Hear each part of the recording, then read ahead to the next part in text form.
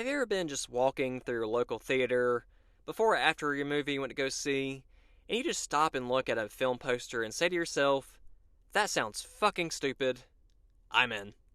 Because I have, several times. But today I'm talking about a film that had that similar reaction, and that is 2023's Cocaine Bear. At the time, I wasn't familiar with the event that this film was based on, but still my curiosity was instantly piqued. So in real life, a man was smuggling drugs and died in a parachuting accident, and he had cocaine on him. A bear finds him, and just a good bit of cocaine, and dies shortly after.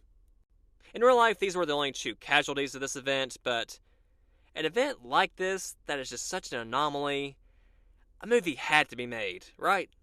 Enter Cocaine Bear, a film ecstatic to embellish the hell out of this 1985 incident. Elizabeth Banks helmed the director's role, which was surprising to me. She has been inconsistent, to say the least, when it comes to directing. Firstly, that atrocious Charlie's Angels reboot. Pitch Perfect 2 is a mixed bag, but enjoyable. She also did a short segment on the god-awful anthology film Movie 43 from 2013. And granted, I did laugh at her segment more than a lot of the others, but still. So on to 2023's Cocaine Bear, an absurd, bombastic installment. I have my thoughts. Is Cocaine Bear a fun, satisfying ride, or a cheesy waste of such an exaggerated premise? Let's get into it.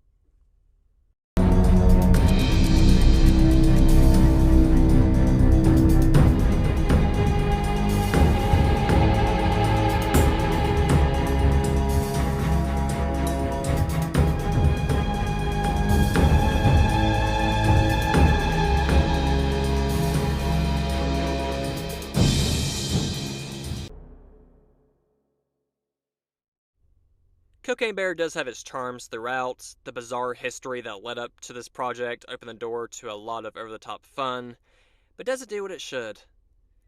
We actually have a few different groups of people that we follow: drug dealers, teenagers, a mom and kids, a cop, and a few more, all entering the forest for one reason or another, and coming face to face with the predator that terrifies most humans already, but is now 100 times that threat, as this particular black bear is on a rampage for blood, and of course, even more than that, more cocaine.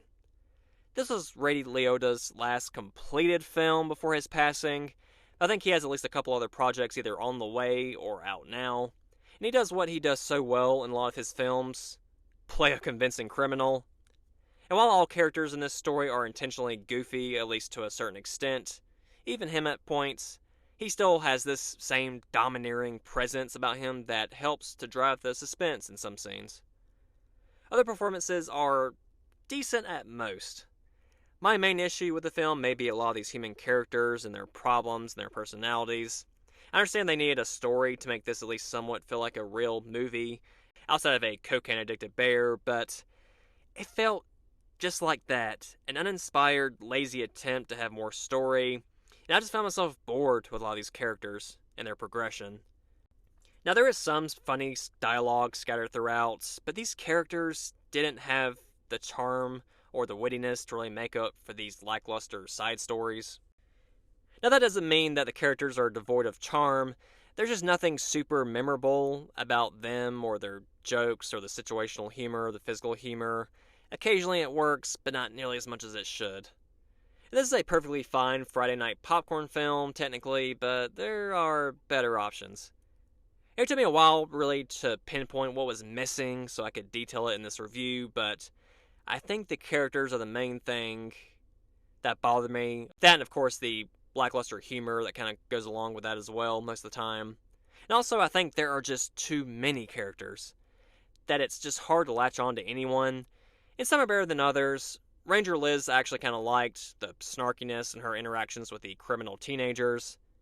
Jesse Tyler Ferguson, who plays Mitchell on Modern Family, if you've seen it, makes an appearance. And at the time of me watching this film for the first time, I think my wife and I had just finished binging Modern Family, so I was excited to see him in something else. I didn't recognize him at first with his getup, but overall, I really did not enjoy his presence on screen. It just didn't really work for me. It's one of my least favorite parts. And I'm not blaming Kim.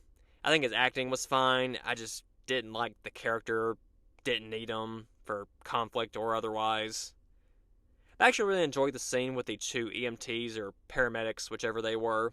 I found that they both were pretty funny. The actors Kyon Kim and Scott Cease.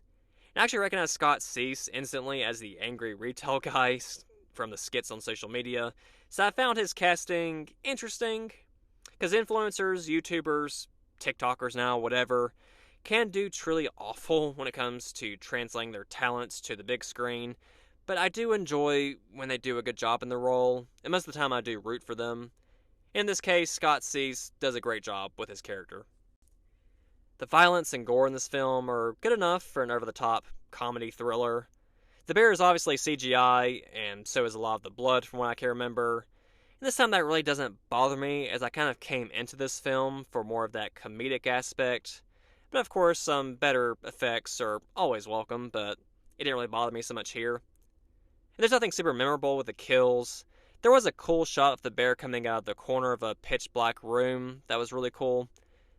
And then that chase scene you see in the trailer with the bear chasing the ambulance was intense as well in a good way. And I'll do a couple spoilers, I guess. There's not much I really want to get into too deeply with this one. But Isaiah Whitlock Jr. as Detective Bob was one of the better characters if I had to pick one. I felt a little something for his outcome, and I hated that they really didn't give him much closure. I guess it was assumed that maybe he died, was my guess. I don't know. I feel like of all the characters, they should have done him more justice. They shouldn't have stopped it at the point that they did. Just personal preference. Especially after he got betrayed by a fellow officer who was also in the mix and actually gets a little bit of closure, so I didn't really think that was fair. Of course, with story and continuity, some aspects are kind of lazy. You know, with how they left some characters or how some characters survive some situations they shouldn't have, but of course that's a comedy like this, a dark comedy. I'm not going to read too much into it. Just a little more effort, and again, less characters may have been more impactful either way. But the tone and the pacing were pretty good and consistent overall for what I was expecting. I like the quote in the opening frame, actually. You get a quote giving you advice on how to handle a black bear encounter, but then it reveals that the source is Wikipedia, obviously the most controversial resource out there, so that's actually a really comical opener. I really like that. But overall, I'm going to give Cocaine Bear a 5.5 out of 10. I got to hear a lot of people's disappointments about this film by the time I got around to it, but I still went in with an open mind, and I would say that my expectations were met. But it was such a fun plot, such a fun idea. I wanted way more out of this. Comedy is subjective, and it's possible you might not get anything out of this film at all, and I can understand that. It just feels a bit hollow and uninspired, and just not really funny or intense in as many moments as it should have been. I don't see myself watching this one again. This will be a shorter review. I was kind of hoping for a much more fun time. I wish there was more I could talk about or want to talk about, but that's just not how it worked out this time around.